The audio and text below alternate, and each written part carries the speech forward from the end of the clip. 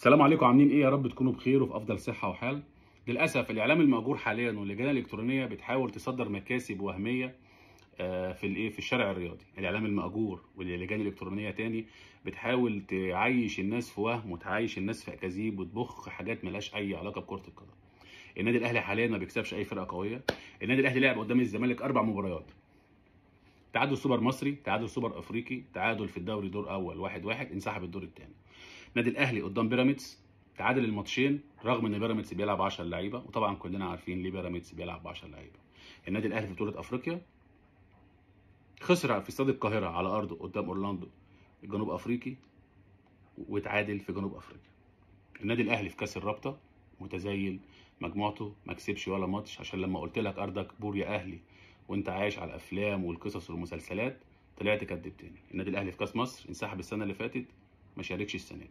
النادي الاهلي في بطوله الانتر كونتيننتال اللي كانوا مفهمين الناس كلها انها بطوله ما فيش زيها، خسر من باتشوكا في دراما سبحان الله. النادي الاهلي في بطوله الخابور الذهبي اللي هي قبل بطوله كاس العالم للانديه، اللي كان مفهم الناس انها بطوله وفي كاس لمجرد بس ان زيزو يحتفل باول بطوله ونرجع لشغل كيد النسوان والمشطشط والحراق بتاع كلام المرضى النفسيين.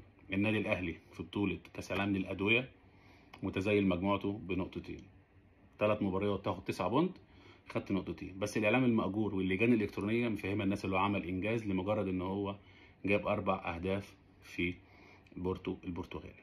انت دخل فيك 4 اهداف بس انت جبت 4 اهداف. طالع في كاس العالم للانديه -2، بسالب 2. بس طبعا الاعلام المأجور واللجان الالكترونيه فهمت الناس الوهم ان هو مشرف الكوره. امال لو مش مشرف كنت عملتوا فينا ايه؟ كنتوا ضربتونا بالنار بقى في الشارع. النادي الاهلي في كاس العالم للانديه عايش الناس الوهم ان هو راح ياخد كاس العالم للادويه ومفيش زيه. اللجان الالكترونيه والاعلام المأجور فهم الناس ان مباريات النادي الاهلي كانت اكتر مباريات فيها عدد جماهير. يطلع الفيروس على قناه الهنود الحمر مع خيري ورشاد وبدوي يقول لك اكاذيب اكاذيب اكاذيب اكاذيب، وجمهور محو الاميه بيبقى قاعد كده يسمع كلامهم يحس ان هو ايه، نمر النمور اسد الاسود فهد الفهود، مفيش اي حد غيرهم في الدنيا كلها.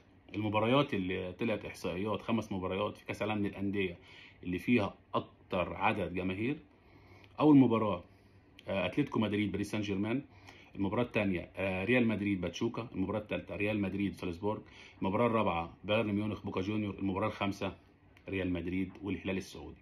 محدش سمع عن النادي الاهلي ولا اي حاجه، بس بيطلعوا يعملوا اكاذيب اكاذيب اكاذيب لمجرد ان هم ينولوا رضا جمهور محو الاميه، ينولوا رضا المسؤولين اللي هم حلبسه في حلبسه في حلبسه.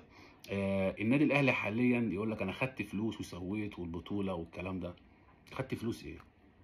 عقد كولر، يوسف ايمن، موديست، صفقه اونطه في الشنطه اللي انت مقتنع بيها، مفهومش غير بين رمضان، والباقي كله على الله حكايته. النادي الاهلي حاليا بيحاول يصدر للناس حاجات ليس لها علاقه بالواقع، بس مجرد ان الناس عايشه في الوهم.